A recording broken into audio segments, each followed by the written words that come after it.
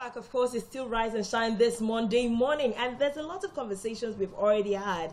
And like you know, it's been back to back with some really serious conversations looking into the first 1 year in office of some of our, biggest boys on duty. But we've been narrowing the conversation somewhat to Akwa Ibom State, and this morning we are joined with one of the best voices possible available for the job, and we're being joined by a special guest for this Monday morning, who happens to be an ace journalist who's been everywhere reporting news from even the war front. Of course, we've had this what would I call him? The English word escapes me, but a village boy who writes even about his wartime experience, an author's author, who writes even from the government house. Now, of course, you know his books, so you know the man, an audacious technocrat of sheer grace, senior special assistant to the governor, UMO of Akwa Ibom State on media and publicity. Mr. Anietie, good morning, and it's such an honor to have you on Rise and Shine this morning. Thank you for having me. I usually love to ask, how was your journey here? It's the most horrendous experience, but I'd like to hear it from your mouth. There were many rivers to cross. Many rivers to cross. Yeah, sure. Well, being the senior special assistant to the governor on media and publicity, I know that the road has made a clear statement enough for us, So now later you'll hear from us. For better publicity. Better publicity is going to be. Right. Thank you so much for joining us this morning. It's a great conversation that we're looking forward to having with you this morning. And you are an author of several books.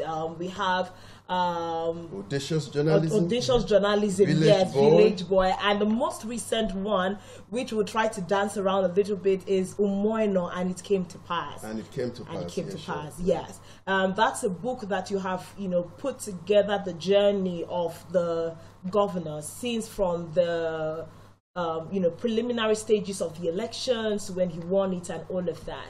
I'll start with the first question. How did you meet His Excellency Pastor Governor UMO? If I must tell you the truth, we shouldn't be told. I met UMO for the first time in my dream, and that was on July 19th, 2021. If I must tell you the details, I was praying on a prayer platform called NSPPD, and because I wasn't feeling too fine, and then I dozed off while the prayer was going on for about 2-3 minutes. It was in that short moment that I dozed off in the middle of the prayers that I met him in front of the big White House with another friend, and I greeted him as Your Excellency. And he was talking to me very steadily, explaining something I've forgotten in that dream. But eventually I asked him a question. I said, Your Excellency, are you still a pastor? As he was speaking to me, I said in my heart, I didn't say it to his hearing. I said, this man is too humble. No wonder Governor don't favor him. It took 6 months, 11 days for Governor Dom to officially endorse him. That was January 30th, 2022. And 5 days after he was endorsed, I was invited to be his director of media and the director of media for MPM, Maintain Peace Movement. So my first meeting with him was in the dream. The first physical meeting I had with him was when he went for consultations in the home of the late pre-late Dr. Sondembang. And that was my first official assignment as director of media. And then Barrister Emmanuel Inoidem had to introduce. He said, this is your director. And then we hugged and shook hands. So the first meeting I had with him was in the dream, July 9th. Some people will call it vision, some will call it revelation. But me, when you eat fufu and afang, what you have is a dream. Yeah, so you would say it was a divine meeting. Divine contact, divine meeting.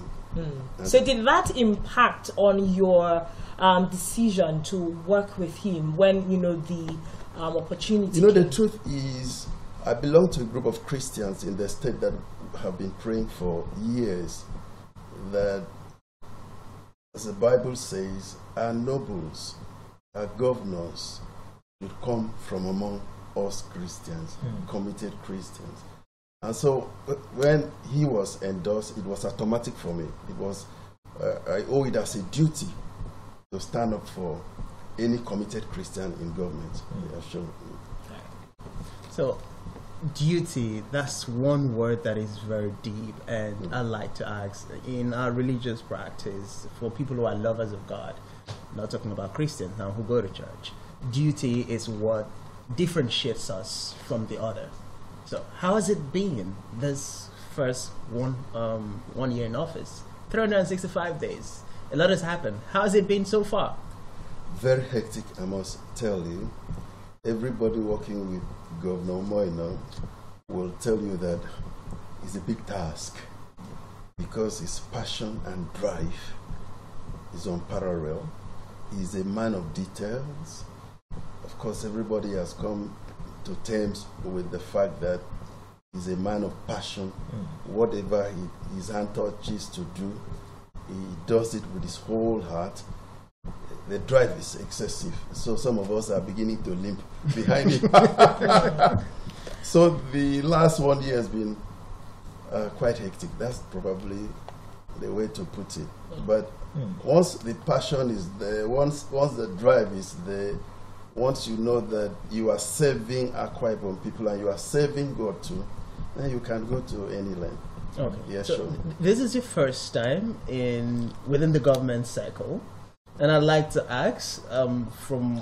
It's not my first time in government. Okay. I was SA to Akpan Isaman, the first civilian. Wow, that's many, a many long years time ago, ago. long before you were born. That's a long time ago. I was general manager of Akwa Ibom newspaper for 5 years before you were born. I think this is my third coming. This is it. Is Is it that coming in our I'll generation? save one question for later, but I won't delve into it as of this moment. So when you say the first 1 year has been hectic, and we're looking, into the prism of media and publicity, one of the concerns that most people have is that sometimes the minders of our public servants, because he's our first public servant, try to tell stories in favor of them, things they might not have done, or they've tried to do it, but the journalist has the best pen possible. Anything that they write is believable. So in reality, what's been your experience with that very dogmatic and practicable person that you say the governor is? You say he's been busy, he drives everybody. What's the true state of his projects so far in this last 365 days? Well, that's an open secret, isn't it? Everybody, let me not say everybody, majority of Akwa Ibom people are very satisfied, with his performance. In fact, in my book, I believe you will talk about the book later, I have a chapter called Winning the Hearts of Friends and Foes. You would have discovered that even those people that were supposed to be foes are now friends, which confirms what the Bible says, that when a man's ways pleases the Lord, he says he make his enemies to be at peace with him. I think Akwa Ibom people, whether they are in the same party with him or not, and he doesn't really notice the line separating parties or people. He sees Akwa Ibom as Akwa Ibom. For him, politics is over. It's now time for governance, and everybody has come to terms with the fact that that's what he's doing, and I think he has done it very well, more than any other person would have done it in the history of Akwa Ibom State. Yeah, sure, more than any other government would have done. Remember during the inauguration of the PDP campaign? Yeah, sure. Udom Emmanuel said something that most of us did not believe. He said that the man coming after me is 100 times better than me, and we laughed. If you ask Moino himself, he said he was a prophecy. But now it is manifesting. He is really, really good. Even his enemies will say that is really, really good. I tell you the truth. Now let's talk about. You said you've been in government for this is your third time. Yeah. Now, what differentiates this particular period from the first 2 times you've been in government? Yeah, I came in first with Akpani seminar. I was a small boy, about 30 years old. I'm probably 2 times older now. And it was a very short administration. The man barely had a time before the military came and drove him away. And so what he tried to do at that period of time, I'm doing a book on him just before I was asked to do the new book I'm having. I called the book The Native Governor. He was a very down-to-earth person. He was trying to reshape the mentality of Akwa Ibom people from thinking small to thinking big. Okay. He called it a Tuk syndrome. He was a very down-to-earth person who can speak vernacular at any point in time. Okay. Yeah, sure. Moino is also very, very down-to-earth. He's a grassroots person. You can imagine someone who's been a rural pastor all over the place, and a pastor's life. A pregnant woman can call in the middle of the night, come and pray for him. He's everybody's person. And that's why he's doing so well, because he's been with the poor, the needy, all through his life. He's not pretending. What he's doing now he's not pretending. That's who he is. That's what he's been doing. One of the Phil Apostolic Church, the Phil Pastor of Apostolic Church, who's also a professor at the University of Uyo, Professor I.N. George, once had a dream about him as he was sitting in the same bedroom with Udom Emmanuel, and they were talking. And when you read my new book, you find that story. And then at the point, Udom Emmanuel handed over the file to him. And then in the morning, this professor called Moino and said, "Where are you?" The man said, "I'm in Ekiti. I'll come and see you." And as the professor arrived, Eke to see Moino in his hotel, there was a truck of rice, and boys were unloading rice, bags of rice, and Moino was also carrying a bag of rice. And so the professor, "What are you doing?" He said, let me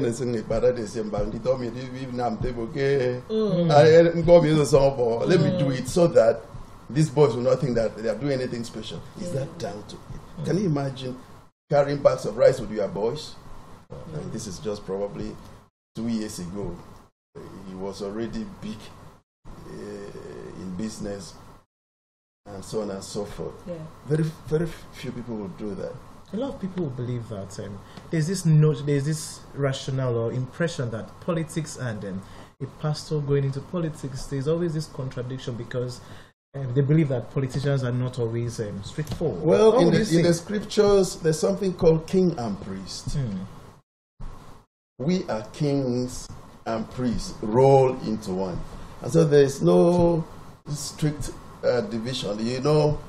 The normal politician would not want a pastor to come near them. And that was the same case with Umoino, of course. At the advent of Umoino, there were a lot of people, even at the national level, who were saying to Udo Emmanuel, "What is the business with you and a pastor? Don't you have other people there?" And so on and so forth. But that's not how God wanted. This is why the coming of Umoino will make a difference. Will really let people see that someone with the heart of God, someone with the heart for the people, someone who fears God can really excel in government. Because this man, I tell you the truth, this man, there's hardly any decision he takes that he wouldn't pray about it and have accurate leading. I tell you the truth, I've been in a situation whereby we abandoned. I don't want to tell you the particular project. I didn't like that project. I said, there'll be problem with the sustainability. That's the grammar I spoke, at the initial level, and logistics. But later you see that same project that you criticized blossoming. There are so many examples, for me. I've seen so many examples of a project, a program that he mutes, and many people don't like it, people close to him, he will go ahead and do it. Then later, all of us will sit back and say, this man, foresaw tomorrow. And so for me, that tells me that this man is guided by the Spirit of God. This man is led by the Spirit of God to fulfill the action. Okay, so let's come back. You mentioned the fact the difference is that the other people would be led by another spirit. Yeah, sure. Okay, so you've talked about his personality, his disposition, his humility, his building bridges, and I'd like to come from that perspective. Yeah, sure. For the longest time, Planet, Tanxio, Spectrum, we've been advocating for what we call the Akwa Ibom agenda, where people do not look at the sentiment of party, tribe, ethnicity, or whatever divisive sentiments we've had over time. So when the governor came on board and we started seeing that perspective from his extending of the olive branches to people within the party, to extending to people who contested under the platform of other political parties, it was an eye-opener for us, and we felt like it was coming to pass. 365 days down the line, we've seen the governor take some very bold steps to show that it was not just about the talks, but he's also committed to the action. How do you see this move catapulting Akwa Ibom in the next couple of years? Well, number one, I'm not surprised about this. I remember his last campaign speech. The speech was made to the Nigerian Labour Congress at the Labour House here in Uyo. Okay. In fact, if you go and replay that speech and compare it, it was one of his most passionate speeches. Okay. We were inspired. He was speaking from another realm entirely. If you go and play that speech, it's on my phone right now, and match it with what is going. Sometimes I said, this man, is he going to keep all his promises? Mm-hmm. Yeah, because there's no political promise that he made that he has not tried to put it to. That's why we said, go and look at our blueprint and compare it. So most of us are not surprised. We are only surprised about the fact that he is attempting to do nearly everything he promised to, to do. All right, so we are still looking at sustainability as part of the big conversation. And we've seen, like you have also put forward, that looking at his blueprint, he's really one of those governors that in recent times we've seen him say, this and these are the things I am going to do, and he's really worked towards them. Sure. And there's some of those things that when he goes for the commissioning, he will say, I told you I was going to do this within the first 1 year in office, and these are some of the things. So some of the concerns on the minds of Akwa Ibom is sustainability. We've seen him start so good in the first Which one are year. you concerned about for sustainability? In terms of, you've put out a really good footing in this 1 year. What's our guarantee that the next 3 years you're going to go on with this energy? I think that's one thing most Akwa Ibom, some people listening on Planet Radio right now, Spectrum Television, really want to know, is it going to continue like this to the end? Well, I can prophesy. The man that I know will probably push us beyond where we are now. And that's probably some worry for some people because 1,001 of us are exhausted, gasping for breath. That is the truth. That is the truth. Won't he ever be tired? Yeah, I think he will even, go beyond where we are now. No, that's just, he was just testing the microphone, as we would say, in the first year. And we gaining momentum. And as you imagine, that was gear 1. Watch out for gear 2. Watch out for gear 3. And the running gear in gear 4, as we try to round up. It is certainly going to leave a mark. Okay. Now let's talk about your antecedents, and then because we are driving towards the book that you wrote, let's talk about. I would like to start from the book, the first book you wrote, The Village Boy. Yeah. Can you take? No, that was the second. That was the second. Okay, take us through the audacious journalism. Take us through, and how has it been writing from audacious journalism to The Village Boy and to UMO, and it came to pass? Well, I caught my journalism teeth in the Punch newspapers soon after my youth service.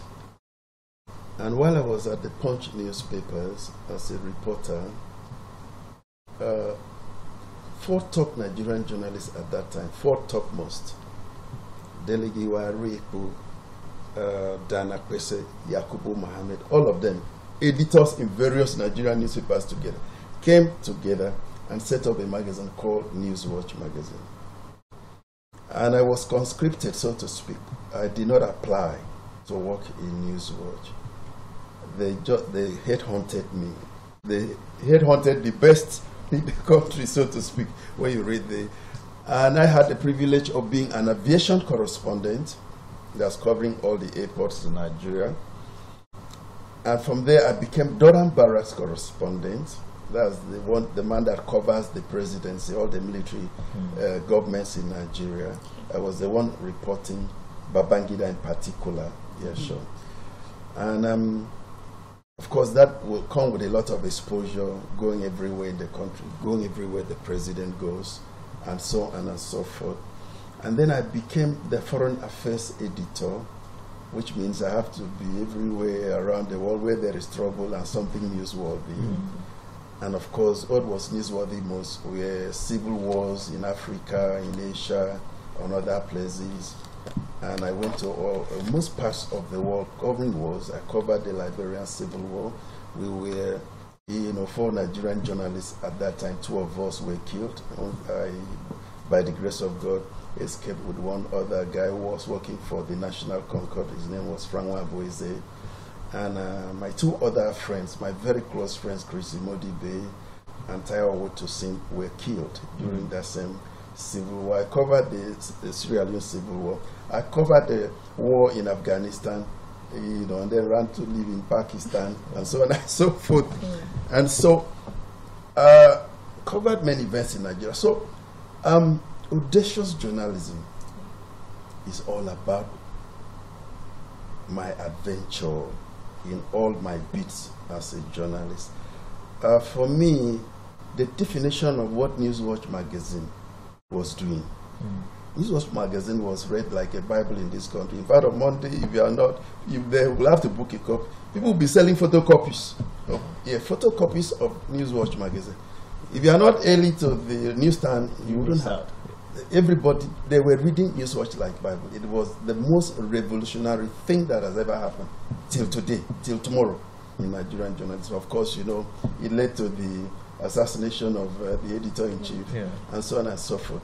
So audacious journalism is all about that adventure, that audacity to tell the truth about Nigeria. So it's a compilation of the works, and it speaks so much about the man, Delegiwa himself, and all the adventures that we undertook in the course of that magazine. It's a must-read book for journalists, whether you are in the electronic or any other media for that matter. Of course, village boy. I'm a village boy. I grew up under the palm trees with my aged grandmother, smoking rats out of their dark holes for meals, and then chasing insects desperately at night for snacks. Have you eaten insect before? Which one have you eaten before? Let's see how long is looking. There's one I'm trying to remember the English name. That's one that flies during the white one. Which one? That we fry. I've forgotten the name now. Termite. The flying termite. Termite. But there's a local name for it. That's the easy Yeah. one. Yeah. That's what I'm trying to Definitely remember. in that one. Yeah, That one is a I fried regular. and eat that. And we work for There are all kinds of insects in the village. Yeah. Very nutritious, very delicious. For all of us village boys, there's a one that we call cricket. It's a cousin of grasshopper. It's not too much different from the grasshopper. First cousin of grasshopper, the cricket. Very delicious, and yummy. And there are so many others. Some of them, I don't know the English names for some of them, but they are all available there. So that tells us a story of, coming like from nowhere to somewhere. Yeah, there's walking no through. doubt about that whatsoever. My story is a story of grass to grace, rags to riches. That's my story. Obstacles to miracles. That's my story. Stumbling block to stepping stones. Yeah, sure.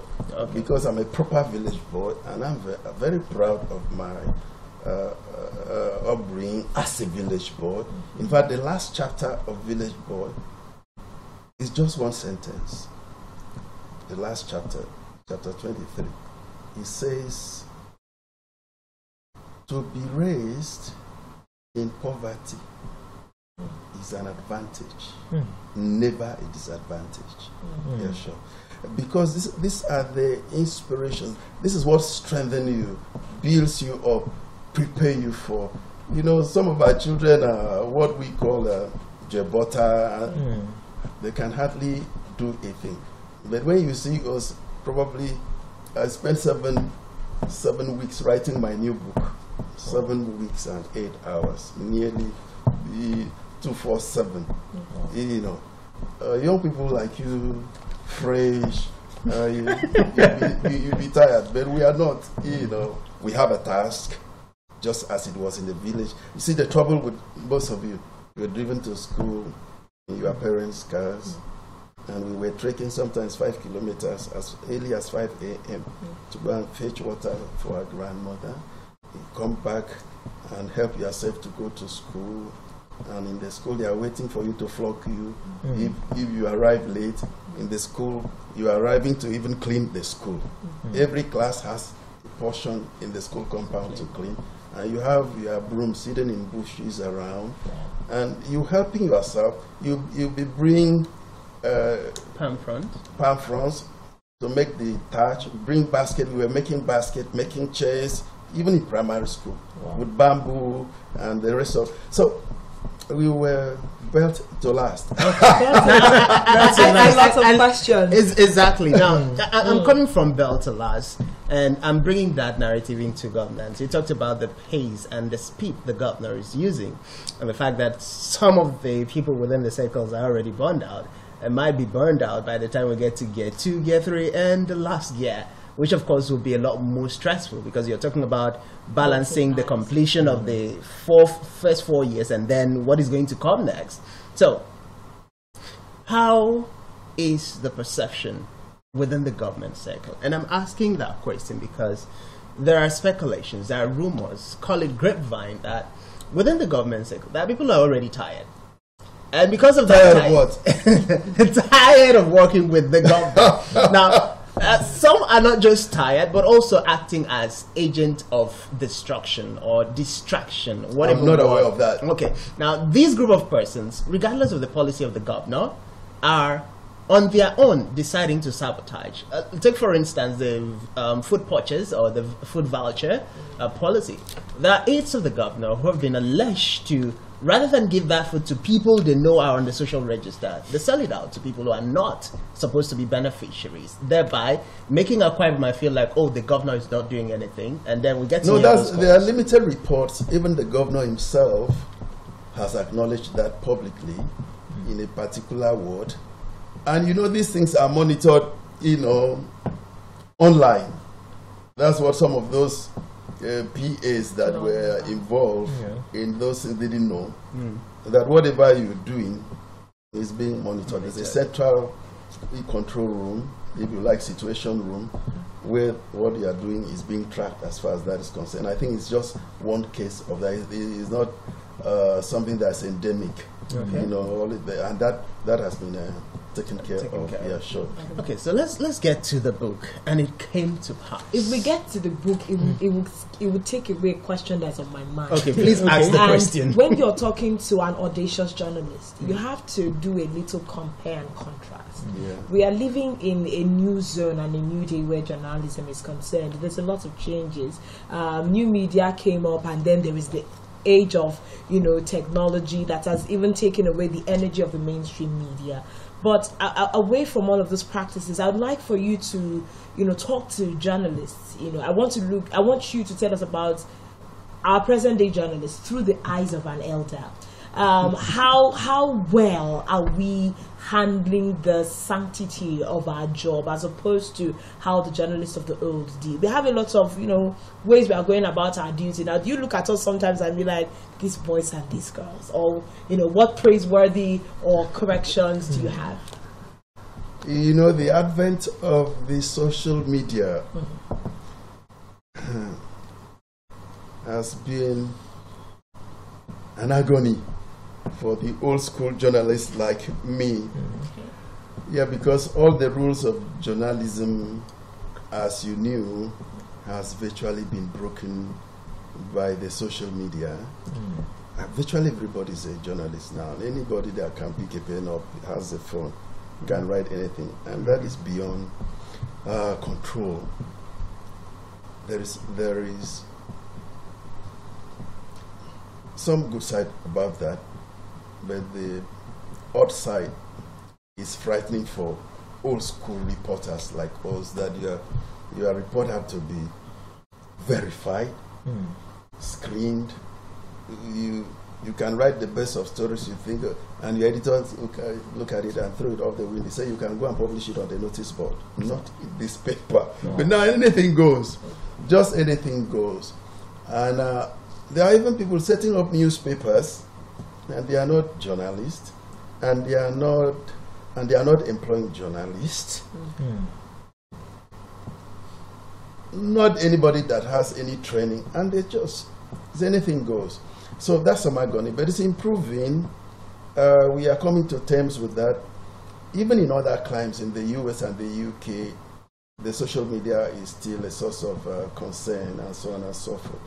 But most people are beginning to draw the line and sift the wheat from the seed, as it were. And there's a story you read, immediately you know that. The key answers, the key questions that 3 W's, as we say, when, where, and when, is not answered. Sometimes you get upset. In my office, I've been upset once when someone published a story. You couldn't find the where, the when, and the what. And the what. I said, what kind of story is this? I can imagine the frustration that will come with that. So while we're coping, many years ago, many years ago, maybe you were not born, I was general manager of Akwa Ibom newspaper. And that was the advent of the internet. I was frightened. In fact, that's one of the reasons I ran away back to Lagos. When internet just came in, that time, there used to be what is called dial-up connection. Even mobile phones had not come. And when you dial for internet, the thing will be ringing, and you can look for a pillow to rest before you can connect. So I was personally concerned and worried. I said, if I don't get back, I have to be on top of this situation. Otherwise, I'll be analog. I'll be completely And some journalists are falling prey to that. That's why you don't see most people in our generation, maybe in social media. You don't see them on Twitter, not to talk of Facebook. If you to ask them, are you on social media? I say, yes, which one? You say, what's up? It's actually social media, of course. So, we will overcome. That's the best way to answer your question. Okay. So just as a follow-up to what we just asked, still on journalism, from your journey and all the reportage you made, particularly looking at the beats you covered, it must have taken a deep sense of bravery for you to be able to do your job. In today's society, from within the government, I don't think it takes bravery. Sometimes I sit back and look and recollect the civil wars. Why did I even do this? Would I do that today? And so on and so forth. It wasn't courage. I think it was passion. Yeah, sure. Passion. It wasn't courage. It was passion. And it was love for my organization. The standard of my organization was so high, and you want to get to the bottom of every story. Even that's reflected in, and it came to pass because it's not a normal government man, book that praises everybody from start. No. When you read it, you will amazed. I'm sure it's going to. When some people begin to read it, it will be controversial. I know our producer has glanced through a bit of it, Michael Bush, and those who have read it, it's just the same standard. It's just the same standard, except that, of course, you have to exercise some discretion and leave things out. But it is almost like anything that any news watchman would have written. Yeah, sure. Do you think that the journalists of this time are passionate enough? Do they have the same drive that you had as at that time? Maybe some. Okay. The producer of this program is very passionate. Let's say this thing is a calling. This thing is, if you don't have the calling, forget about it. It's a gift. God talks about it. He said the gift of a man maketh room. Some translations say maketh way for him. He said makes him to stand before kings, not mean people. And if it's a gift, you'll be driven by that gift. Yeah, you'll be driven by it. My advice to young people, boy, if you are not given in this, gifted in the, forget about it. Look for something that you are gifted. Because something you are gifted, you're not thinking about money and the reward. Michael Jackson would have still been dancing and all over the place on the stage, whether they pay him money or not. So the gift you have makes you to go beyond money, go beyond the pay package. And as a matter of fact, is that I tell you the truth, I was employed as a reporter in News Watch. I was among the first 5 reporters. And then they were saying that appointment will be confirmed in 6 months. That's normal for most organizations. When they're taking you to test or your strength, and say, if you are good in 6 months, they say, okay, the appointment is confirmed. In my own case, I was promoted in 4 months. Not confirmed. Because of this same issue of passion. In 4 months. In 18 months, I was already on the board of that organization. In 18 months. 18 months, 1.5 years. To show you, the drive. And that was passion. And by the way, I didn't read anything about journalism at school. That's amazing. Some of the primary issues that we have. So what did you primarily study in school? Yeah. What did you study in school? In the, political science. Political science. Sometimes in our own generation, we tend to think those fields are closed. Political science. And that's how some of us probably find that's why you were so passionate about it. Political science with a vision. Some people go to school without vision. I was a village boy, proper village boy. Even my jam forms, I didn't know what to write. I was just writing anything I like. Because I started writing when I was in secondary school for the state newspaper, Nigerian Chronicle. Most people thought I was working there. Never worked there. But I was so regular that even the editor would keep assignment for me, just like he's giving assignment to be a show. And at that point, I had already, secured. When I got into the university, I discovered that this political science, the other guy would be a doctor, this one would be a lawyer, me waiting I would be. That's how it started. And so I discovered I was writing, and it's okay. By the time I leave here, go and become a journalist. At least I will have a name. So that was it. But most young people don't think that way. And so me from straight to, even as a student in University of Calabar, my generation of students, they will never forget me. That's the truth. Because of some of the things I was writing. You write and post it on the notice board all over the place and cause trouble in the whole place. Really, really nice insight into your life as a journalist and the progress that you've made, even in the government circles. So now let's talk about your latest book, ENO. And it came to pass. The first, the journey would be what inspired you in the first place to put in the chronicle of its first year into a book. I think the good news is that you have the book here, so I can as well bring the book and answer your questions as well. Amazing. So you take us all through the pages. All through the chapters, and then let us we have the time. So, and it came to pass. That's how many chapters do you write in 7 weeks and 8 hours? We have 31 chapters in this book. Whoa. Yeah, sure. The question is what inspired me. Let me just say that for the first time in the history of Akwa Ibom State, the process of electing a governor has been documented.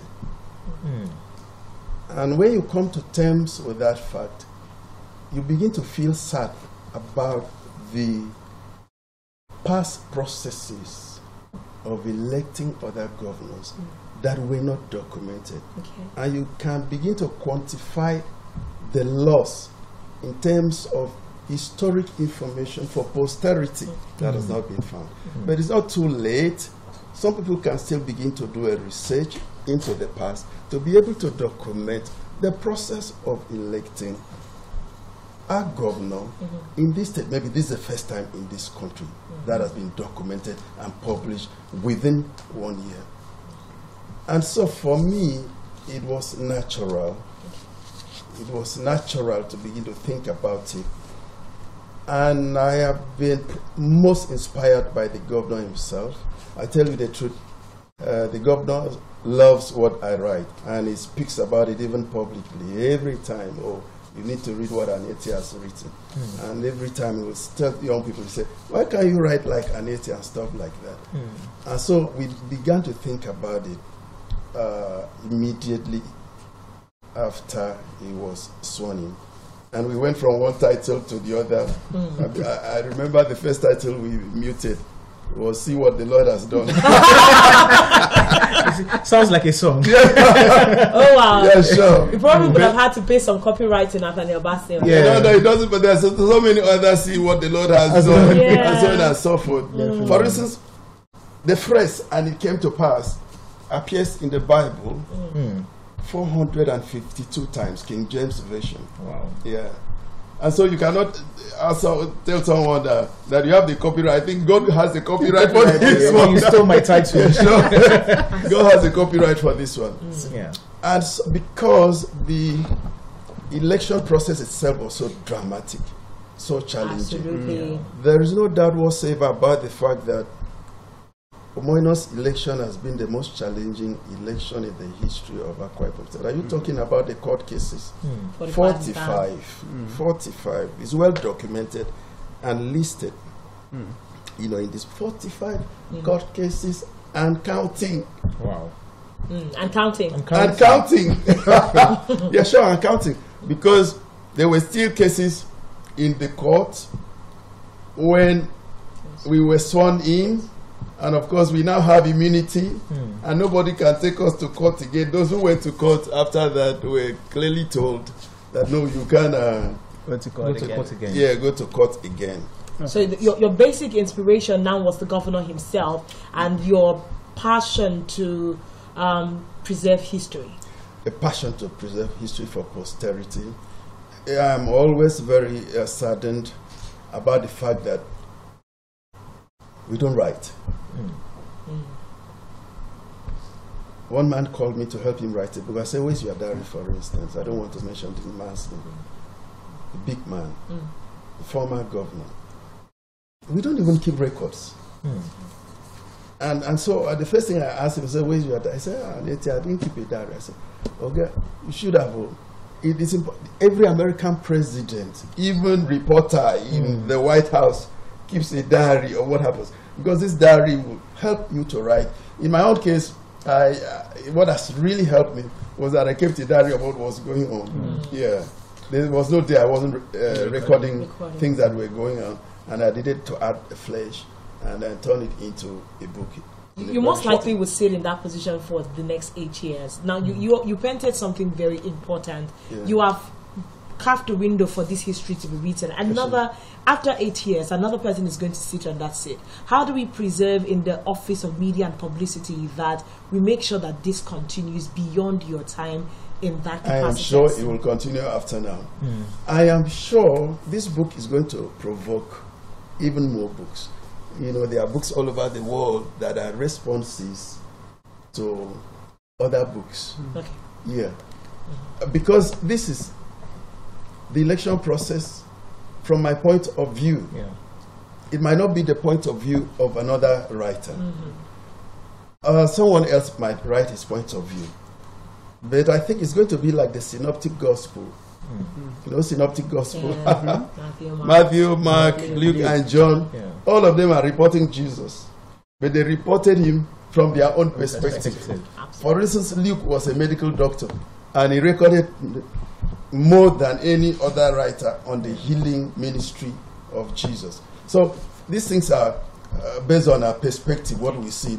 I know people will quarrel about certain things, but that's how I saw it. It's my perspective. And in social science research, there is something called value-free relativism. Don't worry yourself. It's just a big grammar. University people like to intimidate people with big grammar. That grammar is very simple. It just means your value as it relates to your work. Wow. every book in this wide world is value laden. It means if you are, for instance, an atheist, or for instance, a Christian, or for instance, from a particular tribe, you have values. What you grow up with, what is it? That's why social science become a science when those values are subtracted. Yeah, that's what it becomes scientific.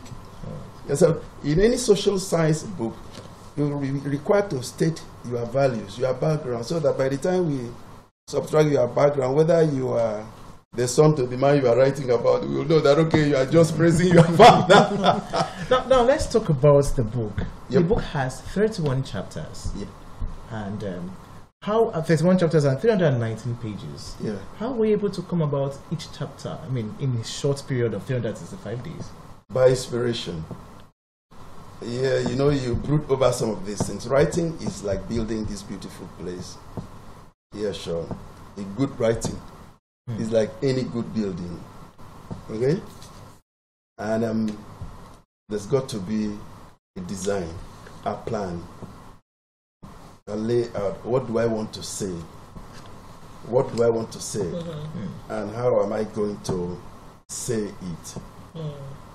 And in my own case, for a few weeks or so, while I'm doing the research, where should I start? And of course, my story started with the endorsement. My story started on January 30th, 2022, the day that UMO was endorsed by stakeholders. Now, I want to get the inside story of how that endorsement was done. The meeting was called at short notice. Many of the stakeholders got the text message inviting them for the meeting barely an hour before, and it was alarming. And they got to the gate of the government house. They couldn't even enter because new security people had been put in place who didn't recognize all these big wigs who've been entering the place. And what happened inside that place? Who said what inside that place? At what point? Who resented? All those stories. And you can get that through research. Speaking with various stakeholders who were inside, who don't have sufficient confidence in you to relate these stories to you, and you're able to put them together in the form of, you will be thrilled, you'll be excited, you know, when you read them, because it seemed as if I was right inside all those. There's a chapter I call Behind the Doors. Behind closed doors, rather. Behind closed doors. Those one, people have not ever heard about that before. What happened behind closed doors? The tension, the fright, the worries, the good times, the bad times, and so on and so forth. And you know, this book is also about the former governor of Akwa Ibom State, 2015 to 2023, Udom Emmanuel. Okay. It's a lot on him too. Okay. For him, and for me, he's a hero. He's a man of courage. There's a chapter written on him. I call it Courage is his name. Okay. Courage is his name. So there's something you said earlier on when you were answering his question. It begs the question of why. Apart from documenting history, you would have a goal as to why you wrote the book and it came to pass. You know, so what's the goal apart from history? What else do you hope to hand down to the people who read this book? The power of God in the affairs of men. Okay. The power of God in the affairs of men. There is no question about the fact that UMO is an outsider in politics, so to speak. He's not among the regular ones. Among the empire, something like you've written in one of the pages I've seen. One of the chapters, seen something about an empire. He's outside Empire the empire. Strike Back. Yeah, that's chapter 2. Empire Strikes Back. That's chapter 2. Empire Strikes Back is the response of the political system to the endorsement of UMO. You remember, it was a bedlam. The regular politicians were upset, and they came all out. In fact, some of the newspapers carried headlines that said, "UMO dead on arrival." Okay, so still talking about the So book. they fought back fiercely to, dislodge him. They did. Of course, we are familiar with that story. But you get the details in the book. Definitely, I'm craving to read the book right now. Yeah, sure. I feel like literally just flipping the pages and reading it to the end. But still talking about the chapters of the book, 31 in all. And I'd like to first ask, before I add the If I had second time, it would have been more than that. because I was about to ask if it was a deliberate move to make it represent the We would 31 be government areas. Well, that's really a coincidence, very striking one. No, it wasn't. And I was still writing, getting tired, and the time was closing in deadline and stuff like that. Okay. I just, full stop. In 3 years, it would be expected that we'll be seeing some sequel. Yeah, certainly. Even this one, the second edition will come out soon. Second edition of this will come out soon, probably in 2-3 months. That will encompass some of the recent events and then update some of the information here. The last chapter of this book is called, what's the last chapter called? Winning the heart of friends and yeah, foes. winning the heart of friends and foes. That also took into consideration some of the landmark events that has taken place. Initially, we were just trying to document the process of election and stop at swearing in. Yeah, and then of course we had to add a chapter or two to take care of some of the things he's done in the last 1 year. So I expect more. I expect you to write books too. Yeah. We're writing, and definitely we'll write. I think we we would are start. writing a book. We should start from Spectrum. keeping diaries. Yes. I think that's something I've tried, but I'm usually not consistent. So I'm saying, today is my first day back at work after, taking a break. So today will be a good day to actually start keeping a diary. So that I can. So that's one thing I'm going to take as a take home. But diary is a two-edged software information. Yes. Some of them will hurt you. I have tried to write a particular book. Every time I pick up my diary, I get upset. And if you write under that kind of maybe anger or odd feelings about the person you want, then it'll be too value loaded to make sense. Okay. Yeah, sure. Too value loaded to make sense. To make sense. Yeah. You are not supposed. Your book is not supposed to be too value loaded. If it's too value loaded, it's becoming too personal. So that's why this book will criticize even the actors, the key actors of this book. It's not just a praise singing book. No. It's not if you think it's a praise singing book. Yeah, sure. Okay, so talking about not pressing, it's not a regular book. I know I've read a couple of books by politicians for politicians, Yeah, sure. and you're telling us this is a variation. How does the governor? What's the governor's perception to the fact that you're telling him the truth to his face? I mean, everything as it is. His reaction about you. What is his reaction? Yeah, the important thing is to tell the truth. And I can assure you that this book is the truth, the whole truth, nothing but the truth. Maybe I should add the gospel truth.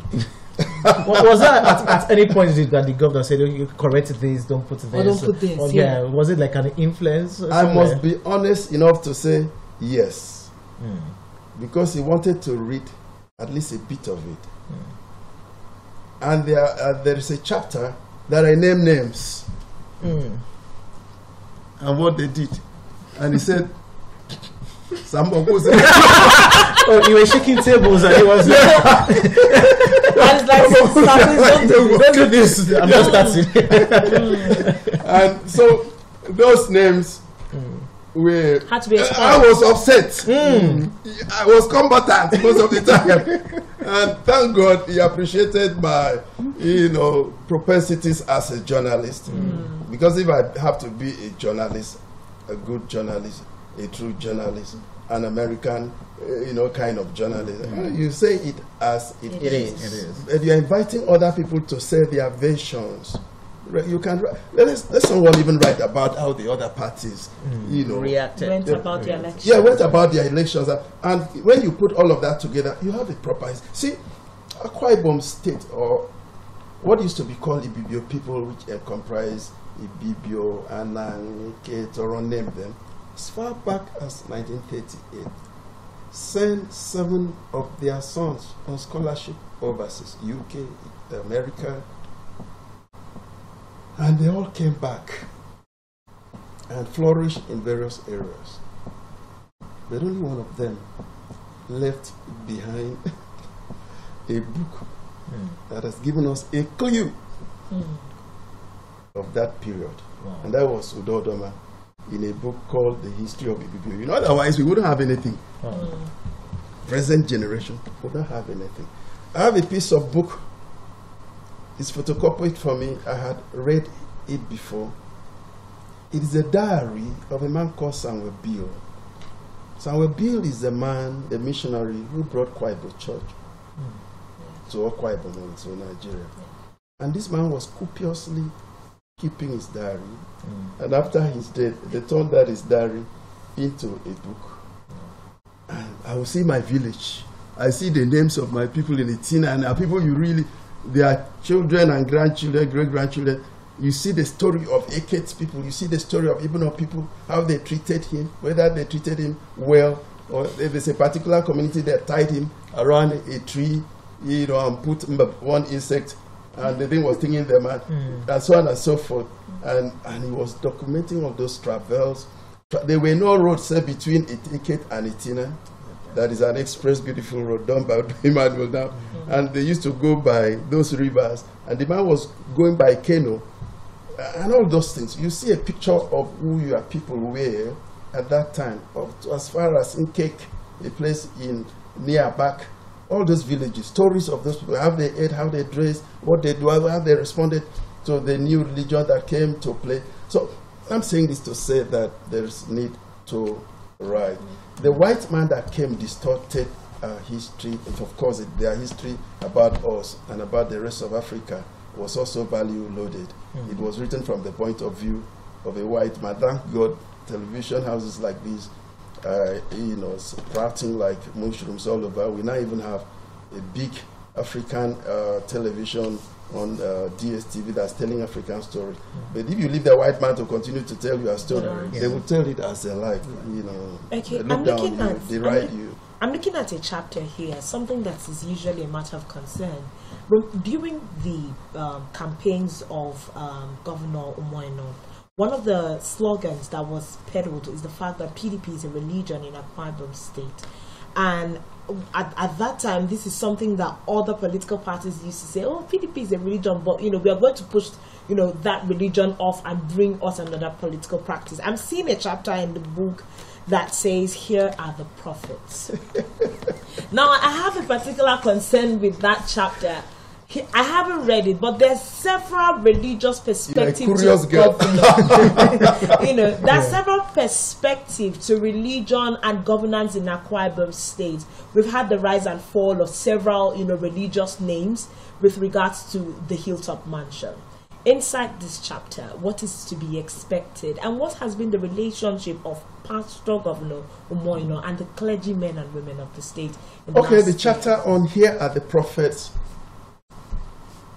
is essentially about the prophecies that preceded the election of Umoino as a governor. And it predates, you know, recent events. It predates 2-3 years ago. Prophecies, even when he was working in a company in Lagos. Prophecies said by 6 years old children, a child. Recent prophecies that you all know. There was a man.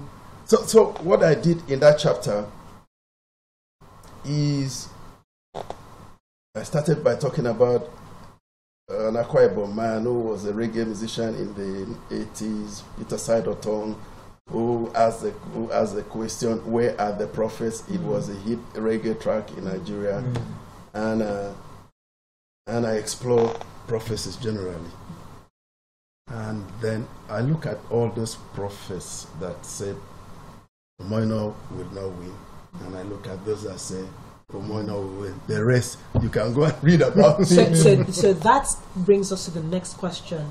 of does religion have a place in governance? Because I've answered that question before. A lot of people like to say that pastors, clergymen, religion should stay aside and governance should be run on the side. And they are trying to shortchange you. I think a religious person with good godly values is better placed to run the government than people who are godless and maybe lawless and have no place for God in their consciences. A religious person, if you like, if I understand a religious person to be, is someone who's essentially godly, godly influence, has a godly influence. And so I think people who read the Bible or whatever religious book they have that say don't do this, don't do that, you can't do that, are better placed because they have some reservations about doing what is not good. Yeah, sure. Since talking about the book, there's another chapter I would like us to look at, because I'm seeing a particular chapter that says the Judgment Day. Judgment Day, sure. Judgment. The Judgment Day. Can you take us through that chapter and what the chapter entails? There were many judgments in the courts regarding Moino's election. Remember, some guys came to say that he has no certificate, that he has forged his birthday, that he has forged his INEC card. Of course, all of those ones. There were court cases about whether it's qualified. There's something, remember the one we called status quo antebellum. It was the case. He went to the streets, to the markets. Sure. All the judgments that arrived and what the judges said and how he won all those cases. But we started the story with the day of the judgment of the certificate case in the Federal High Court in New York. In New York. Yeah, sure.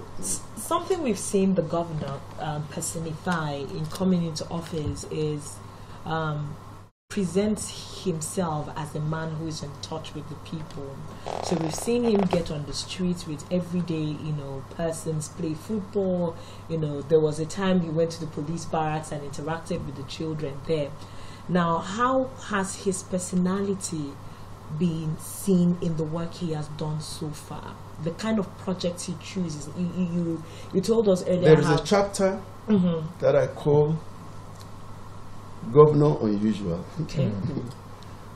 which is what he is. You will agree with me.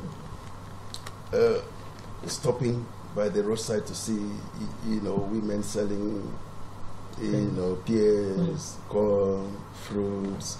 Of course, you'll find out in the book that he was a street trader too, just as I was.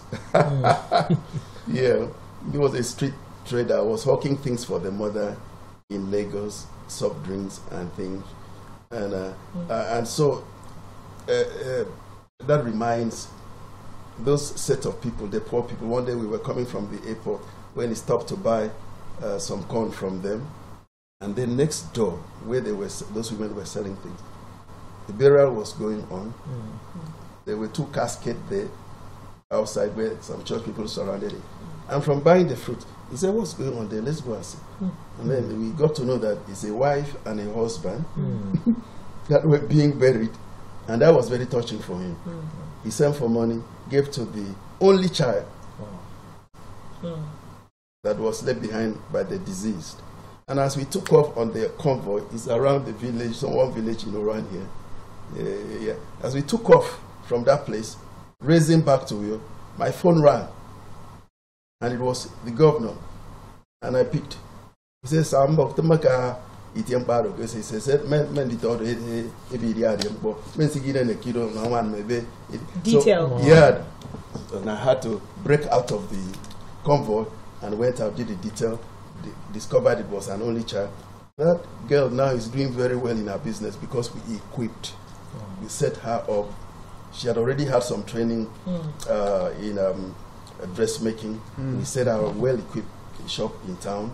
And on top of that, we're sending her to school at the Bomlet Entrepreneurial School there to go and gain more knowledge on how to run her business. That's the kind of person he is. Okay. So 365 days gone, and the conversation is the future. From May 29th, you count till today, 2nd of June. We're already counting 4 days or 5 days into the second year of His Excellency Governor Pastor Umo. What are your expectations as we get into the future? My expectations are very high. He will do extremely well. I remember during the campaign what I used to say, that this man is a man of depth and insight. Those were my regular, constant phrase. That is a man of depth and insight into many developmental issues. This man has depth. I remember when we went to visit a man called Sena Sopana, very respected man, former minister under the military regime, and he made a statement that became, a swan song during the campaign. That this Umo, he had worked with him before. He said, this Umo, you people see, is a man of capacity, competence, and character, and we caught that and ran with it. That's who he is. That's the truth. We are going to do very, very well. There's no doubt about that, because he is a man of vision, man of passion, man of mission. And I tell you the truth, I don't flatter. To flatter is a very ungodly thing. This is the truth I'm telling you. Watch out. You see what you've never seen before in any government in Nigeria. He's going to convey a lot. Are you on Brook Street? Yeah, absolutely. We've seen the beautiful piece there. Have you seen the ravine there? Yeah. It was going to be a place to visit, a place to be in this line. If you see the models of what will come out of what was probably a tragic scene, you'll be amazed. You'll be surprised. And his passion is really the rural people. He will say to you, sir, God sent me to the rural people in this state. You people have been in government forever, and the rural people, nothing has touched them. God sent me to them. I will reach them. They are my priority. And he means it. And I tell you the truth. That man, don't go talk to him about how people are suffering. The other day, I can say this in the public, 2-3 weeks ago, Reeku, World Editor of the Year 1987, my mentor, came to interview him for a publication they are doing. And they mistakenly asked him a question about poor people. He broke down and cried before journalists. And those of us sitting around him, tears were welling up our eyes. We were managing to, because you see our boss talking about poor people with this depth of passion, and he's crying before top journalists in the country. That's the kind of, he's not faking this thing, so. It builds up a lot of expectation. We must, say a big thank you to those on Planet Radio who's been a part of the conversation so far. We need to take a quick pause, and then when we return, we'll be wrapping up the conversation with Senior Special Assistant on Media and Publicity to the Governor of Akwa Ibom State, Mr. Anietie Usen. Just stay with us. We'll take a quick break. When we return, Rise and Shine continues.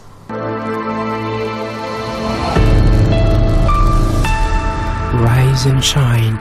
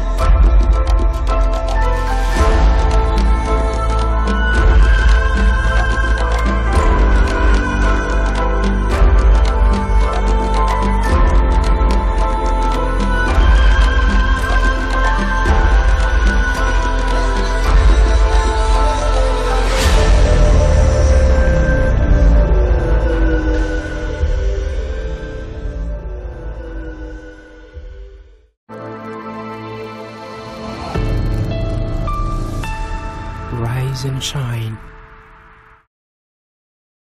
Welcome back and thanks for staying tuned. Of course, it's still Rise and Shine this Monday morning. Thank you to everyone who's listening across Planet Radio also. Of course, we've been having a conversation with the Senior Special Assistant to the Governor on Media and Publicity, Mr. Anietie. Said he recently wrote a book that chronicles the journey of the Governor to the Hilltop Mansion, and it's called UMO, and it came to pass. Now we have several persons joining us this morning just to give us a tip of the iceberg. What are their thoughts concerning this masterpiece that has been put together this morning all the way from Abuja? We have David Raymond. Good morning and thanks for joining us. Good morning. Thank you for having me. How are you this morning and how is Abuja? Very good. We have great weather over here. I'm feeling strong. I'm feeling good. Thank you. I hope you're good as well. We're doing great. We thank God. Okay, we have Mr. Anietie with us in the studios this morning. And we know that you're privy to the last book he just launched. What are your thoughts? Would you like to say hello and give us your thoughts on the book? Good morning, my leader. Good to hear your voice. Pleasure to join you. I call him my very, very dear uncle. It's a pleasure to be here this morning. My thoughts on the book. If you follow the, permit me to say my uncle Anietie's writing over the years, you would know he's very, very cerebral man. Very well, he articulates his words perfectly. His books would capture you very easily. Hopefully, one day I'll come to myself. His write own biography. But yes, I did. I was very opportune with the book. I think it's a very amazing piece. It captures the governor up onto the road to the hilltop. Thank you. Particularly, is there any particular chapter of the book that stands out for you? And in your own opinion, seeing him put together this, what do you think his agenda is with writing this particular book? One of the most important things that I think we should get generally, and not just in the book, if we look at the life of the governor, is the understanding of the intricacies of politics and power, and the importance of humility in that journey.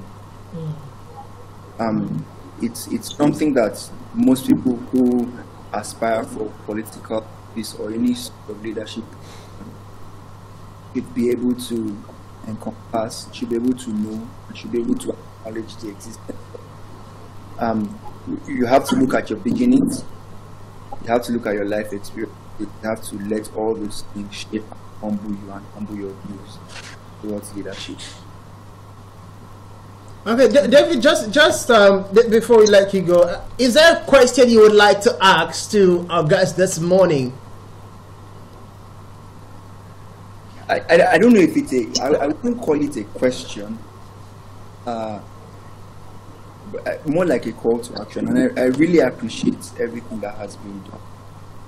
I said it's the government so far, for those of us young people that are not in Akwa Ibom, who have observed what's happening today, we're extremely proud of what's going on. Thank the governor for what's going on. And we continue to solicit that more of us should be brought into the fold, more of us should be in the processes. You can never have enough young people. I'm a very solid advocate for young people in governance. I'm very careful not to say politics, so I use the word governance and leadership positions, especially those of us who have moved out and have gotten the experience from other parts of the world, and also have the knowledge of the peculiarities of Akwa Ibom State. So I continue to advocate that more of us that before involved in the processes, and we have okay. David, thank you so much for joining us this morning. We truly appreciate you taking the time. SSA, sir, that's thank you. More or less praising the administration of Governor Pastor Umoino, and also, in view of the future, asking for sustainability continuity, and of course in terms of project, and a lot more, carrying the diaspora, Akwa Ibomites in diaspora along as he progresses? Yeah, you know, I must say that we have been very lucky with governors. Yeah, we have been very lucky with leaders. They may not be perfect, but our governors have done very well. They have acquitted themselves. They have made Akwa Ibom State the envy of most states around the country. We are a good example of how government should be run in many ramifications, in many areas of governance. And you can see even the transition from one government to the other. In some states, it's quite tempestuous. It's like a civil war. But in Akwa Ibom State, it's very seamless. And it's like, you know, our leaders have done well, we must say so. And of course, I believe, for me, these are product of prayers. If politicians have their way, they will still fight. But the power of God is prevailing over our fight and making us to work together.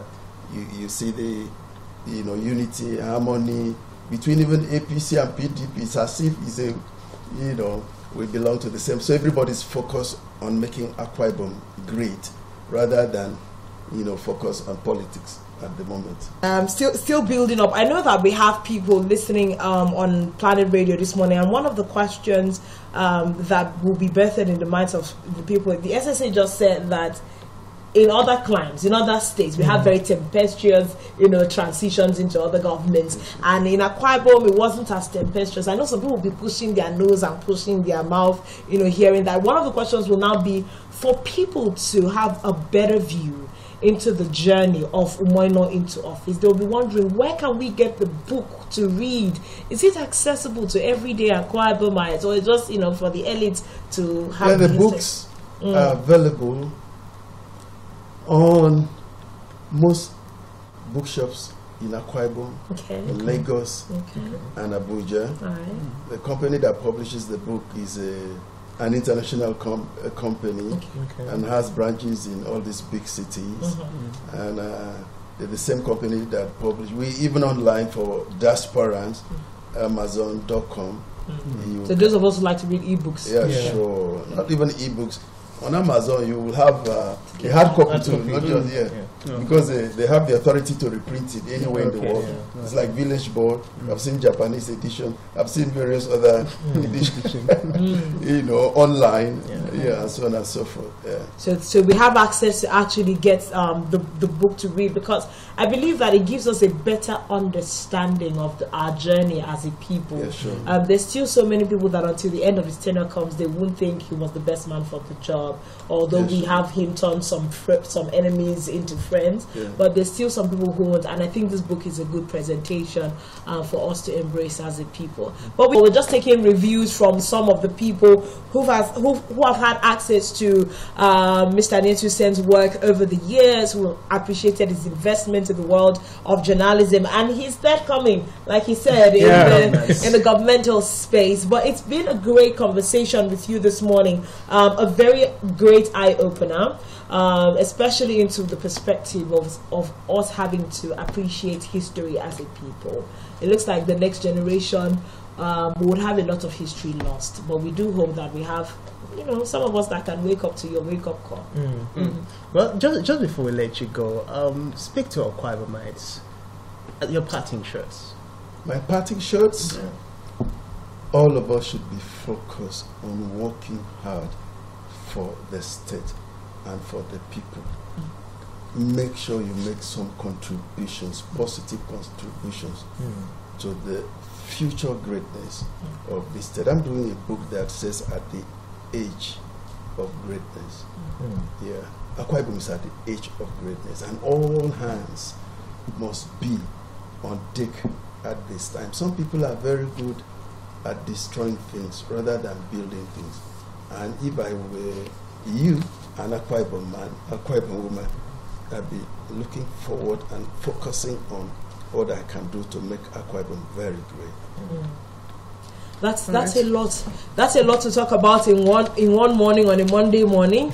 I'll say it's a good booster shot. So let's just take it and run with it. In 1 year, there's been a lot that's been done, 365 days. We are still telling the story from the Akwa Ibom perspective.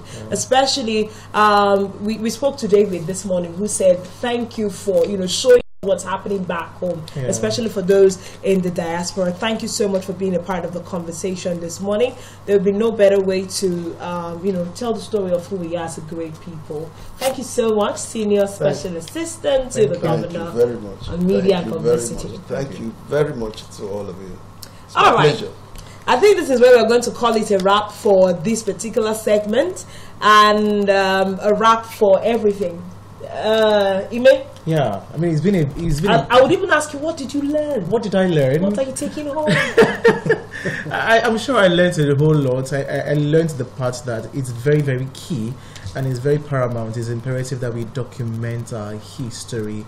I mean, documentation of our history is very, very important. That is one of the things I have picked up. I think I also learned about keeping tabs with, daily, like writing diaries. It's something I want to go and start doing now. Right? Telling my stories by myself. But it's not just history. You can document our culture. You can document what we eat. Culture is not just about those dances. Document how we dress. There's so many things to be documented at Akwa Ibom. You notice most of the things are right about Akwa Ibom. It's just to make Akwa Ibom great. Paint Akwa Ibom in a very beautiful, colors that people will be attracted to visit the state.